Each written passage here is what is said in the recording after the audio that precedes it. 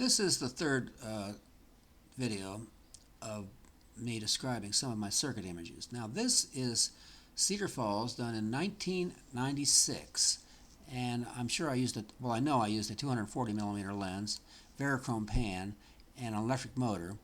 And if you look on the left, you can see the same thing on the right. So it's a full 360-degree photograph. Now when I first came to this scene, it was, I believe, in the fall, and these falls are seasonal, and it was dry. So I observed the layout of the scene and realized that the entire stream bed curved towards the camera. Now I knew that if I came back when the falls were actually flowing and photographed it, that the entire scene would appear straight. And I did come back, I think maybe late spring, and made an exposure. Now obviously this is a slow speed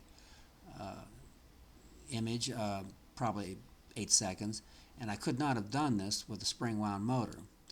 Now everything appears straight and natural, except of course the ends.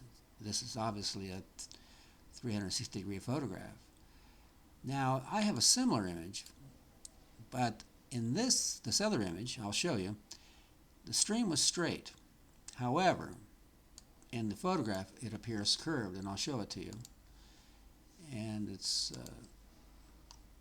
this one right here. And here we are, and you can see the stream has a bow to it. And I got to go back.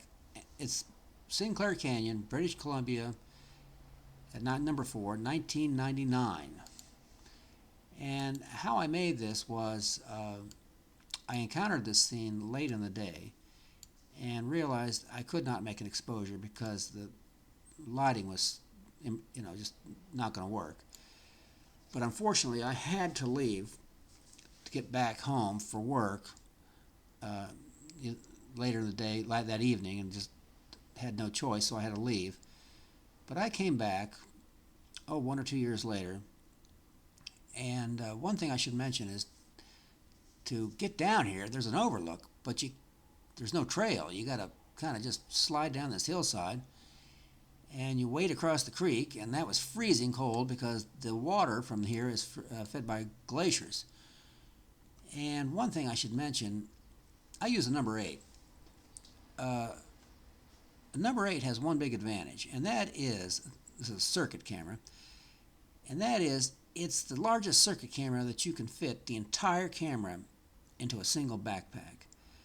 And I can carry everything: the front of the camera, the rear of the camera, the tripod legs rather, the ring gear, all the lenses, batteries, the motors, all the accessories like light meter and so on. And it probably weighs around almost 60 pounds. But yeah, I can do it. Just carry everything on my back in one single load. You can't do that with number 10. And so it's the largest one that you can stuff it all into one pack, but you got to have a really large pack.